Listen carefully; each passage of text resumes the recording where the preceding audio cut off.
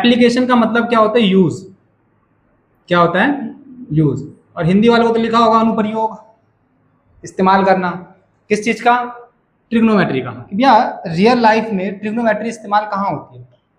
हमने मैथ में पता नहीं क्या क्या पढ़ा आज तक, कभी रियल लाइफ में मैंने पढ़ा नहीं कि इस्तेमाल होता है भी है कि नहीं होता। लेकिन ट्रिग्नोमेट्री जो है ना, इसका इस्तेमाल होता है। समझना कैसे होता है, अभी एक एग्जांपल समझाऊंगा। लेकिन इस चैप्टर में ट्रिग्नोमेट्री से हमें क्या क्या जरूरत है। ट्रिग्नोमेट्री पढ़ी थी, उसमें बहुत सारी चीज़ें पढ़ी हम लोगों ने। पहले तो साइन थीटा, कॉस थीटा, सारी ट्रिग्नोमेट्री रेशियो पढ़ी, तो वो तो सारी इस्तेमाल आएंगी, सारी वैसे इस्तेमाल नहीं आएंगी। तो कुछ बेसिक बातें यहाँ पे लिखते सुना ध्यान से बच्चों। हमें पता है कि हमारा जो साइन थीटा होता है वो किसके बराबर होता है भैया? P अपॉन एच, यानी परपेंडिकुलर अपॉन हाइपोटेनस। दूसरी चीज, हमारा जो कॉस थीटा होता है वो क्या बराबर होता है भैया? B अपॉन एच, यानी बेस अपॉन हाइपोटेनस। उसके बाद हमारा जो टेन थीटा होता है वो किसके बराबर होता है भैया? P अपॉन बी, यानी परपेंडिकुलर अपॉन में बेस के बराबर होता है। तो मेनली ना हमारे पास इन तीनों फॉर्मूले से ही काम चल जाएगा।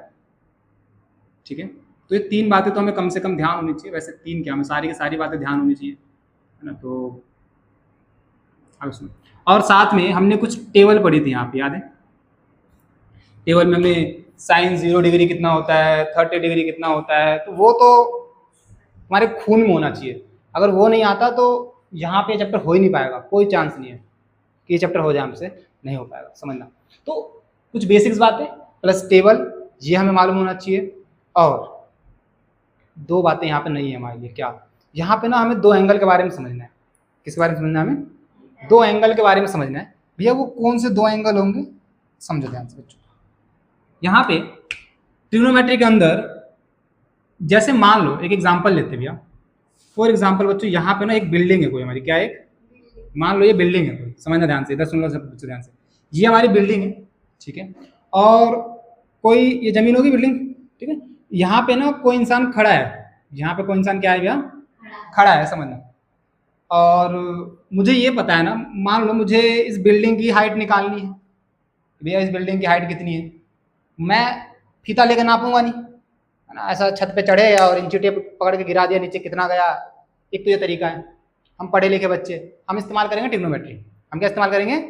ट्रिग्नोमेट्री इस्तेमाल करेंगे। अब कैसे इस्तेमाल होगी, काम वो सीखना है। समझो, क्या मैं यहाँ से लेके बच्चों यहाँ तक नाप सकता हूँ? आराम से दूरी नाप सकता है, नीचे तो आराम से नाप सकते हैं, आसानी से, कोई दिक्कत नहीं है हमें।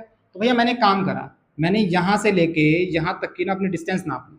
ये तो आसान है नापना भैया, कोई भी नाप लेगा, ठीक। और मैंने एक चीज़ और नाप ली, क्या? कि भैया मेरी आंखों से, सुनना ध्यान से, ये बिल्डिंग का टॉप होगा।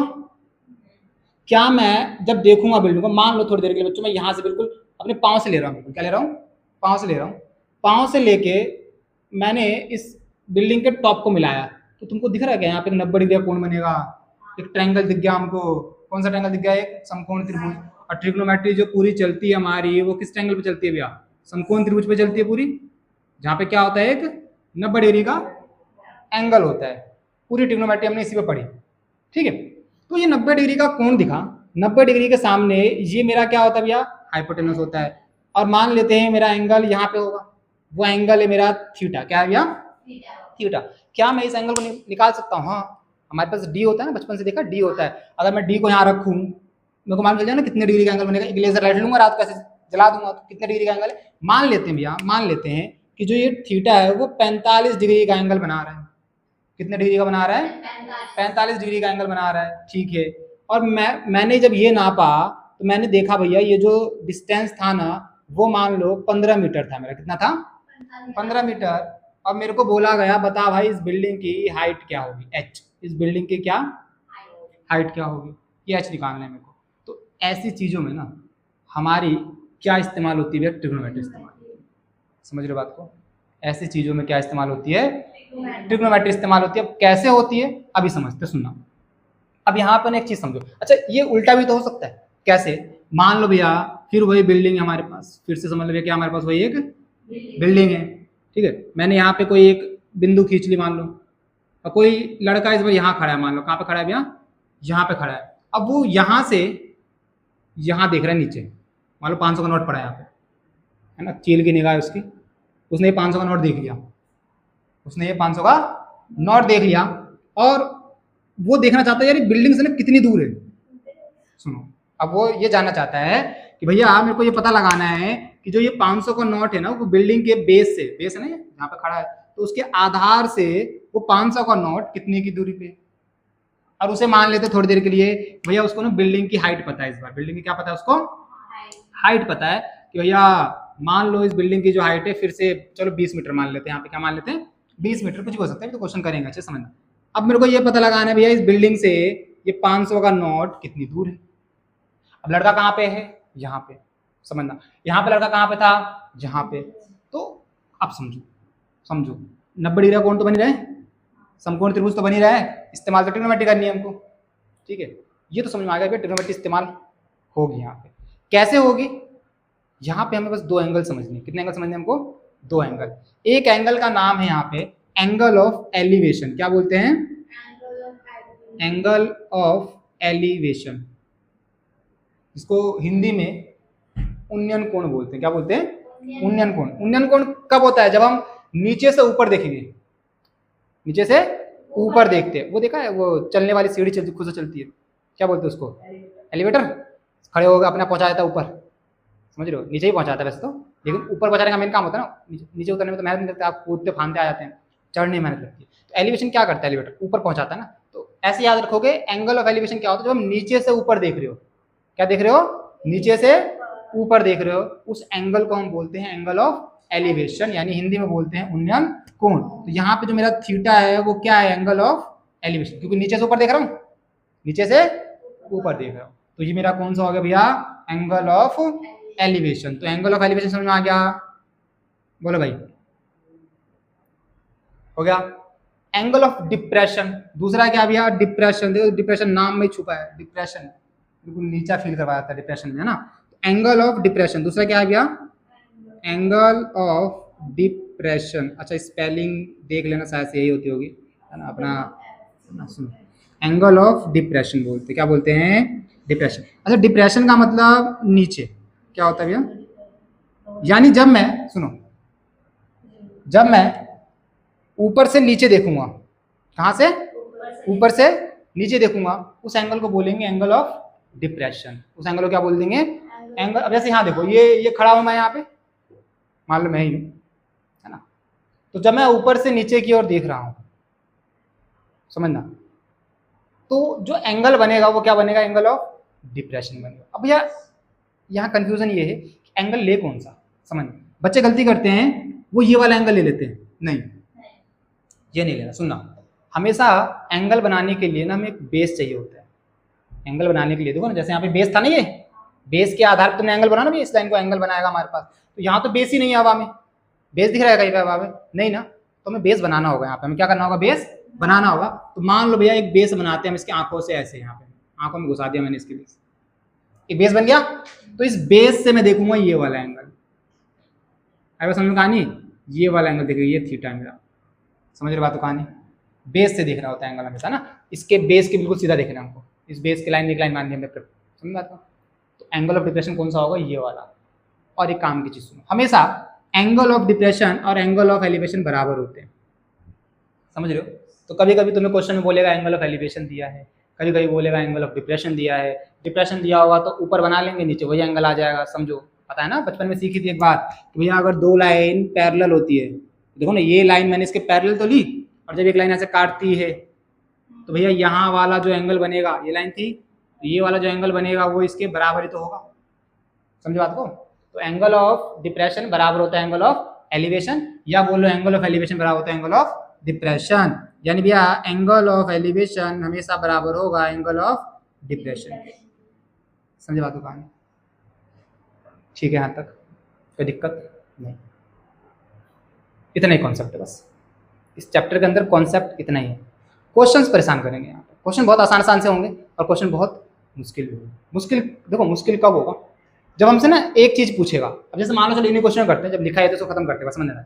मैंने ये बोला भैया ये तो समझ में आ गया कि एंगल कैसे पहचानना है हमेशा, बस डिप्रेशन में कंफ्यूज मत होना। डिप्रेशन जब भी हम एंगल देखते हैं तो हमें एक लाइन लेनी होती है, मानना पड़ता है ना, बेस के पैरेलल एक लाइन माननी पड़ती है, और उस लाइन के वहां पे एंगल मानते हैं, ना कि नीचे मानते हैं, समझना, ठीक है।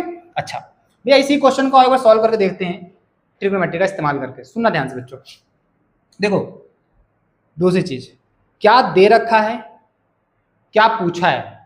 दो चीजें ध्यान रखनी हमको स्टेप में, क्या कि दिया क्या है, पूछा क्या है।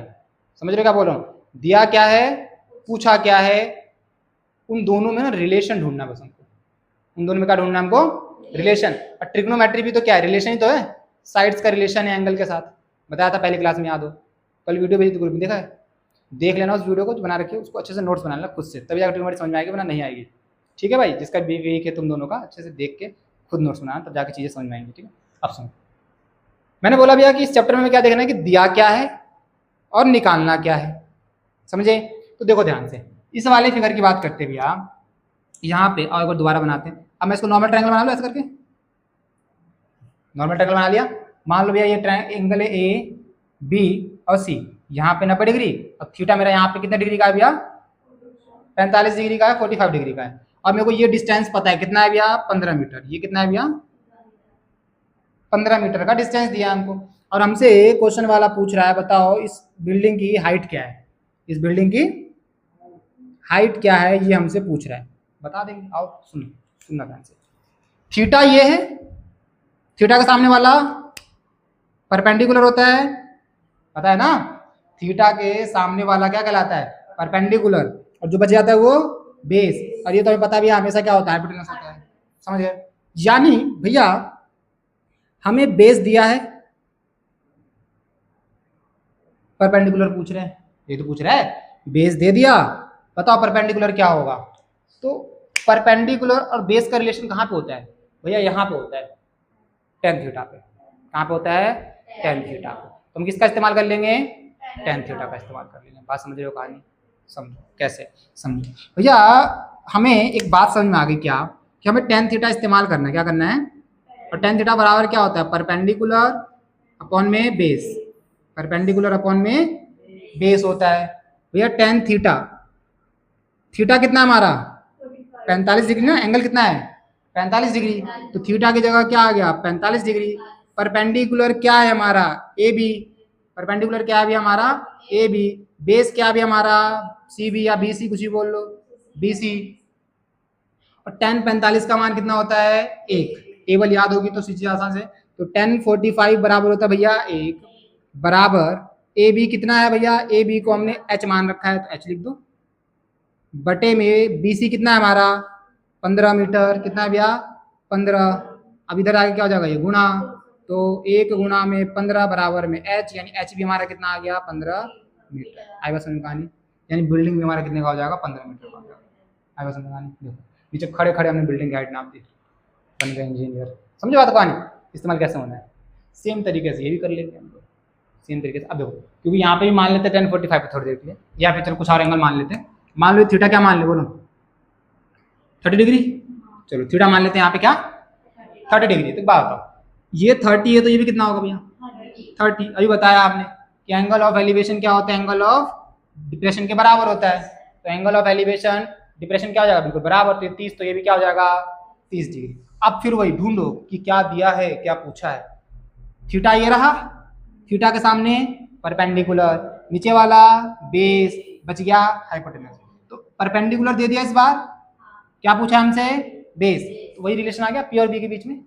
टेन थीटा इस्तेमाल कर लेंगे फिर से यहाँ पे हम लोग। तो भैया फिर से इस वाले क्वेश्चन में देखो, ये वाला क्वेश्चन तो हमारा ये था, सॉल्व हो गया हमारा। इस वाले क्वेश्चन को हम यहाँ पे सॉल्व कर रहे हैं, देखना ध्यान से भैया। यहाँ पे भी हम किसका इस्तेमाल कर लेंगे, टेन थीटा। क्या होता है भैया, परपेंडिकुलर अपॉन में बेस, परपेंडिकुलर अपॉन में बेस, ठीक है। थीटा कितना भी है इस बार 30 डिग्री, तो 30 डिग्री बराबर परपेंडिकुलर क्या दिया हमको, नाम नहीं दिया है, चलो एक बार ट्रायंगल बना लेते इसको दोबारा से। यहाँ पे थीटा हमारा कितना है भैया 30 डिग्री, ये कितना दिया हमको 20। मान लो ट्रायंगल एक्स वाई जेड, तो हमसे हाइट दे रखी है हमको, हमसे क्या पूछा भैया, बेस पूछा है, ठीक है। ये डिस्टेंस पूछा हमसे, तो ये मान लो बी है हमारा बेस, ठीक है। तो चलो या फिर इसको मान लेते एक्स मान लेते, क्या मान लेते इसको हम लोग, वेरिएबल एक्स मान लेते, एक्स निकालना है हमको, ठीक है, छोटा एक्स मान लेना इसको। सुनो तो भैया टेन थीटा, परपेंडिकुलर क्या है हमारा एक्स वाई, क्या भैया एक्स वाई, बेस क्या है भैया वाई जेड। टेन 30 डिग्री कितना होता है 1/2 √3/2 1/√3 क्या होता है 1/√3 होता है। क्या होता है 1/√3 बराबर एक्स वाई कितना है भैया, एक्स वाई दे रखा है 20 बटे में भैया वाई जेड क्या माना है हमने एक्स, तो ये इससे गुणा हो जाएगा, ये इससे गुणा हो जाएगा, बचपन सीखा है क्रॉस मल्टीप्लाई ना। हाँ तो ये इधर आ गया 20 से गुणा हो जाएगा √3, तो 20√3 मीटर में दिया था मीटर लगा देंगे, तो ये डिस्टेंस कितना हो गया 20√3। आगे बात समझ में कहानी ऐसे इस्तेमाल होगा एप्लीकेशन, मतलब ट्रिग्नोमेट्री का इस्तेमाल हमें ऐसे करना होता है रियल लाइफ के अंदर। ठीक है, बेसिक्स क्लियर हुआ थोड़ा सा। बुक के क्वेश्चन ला सकते हैं अब, करें? ठीक है, एक बार देख लो, कुछ पूछना हो पूछ लो। ठीक है।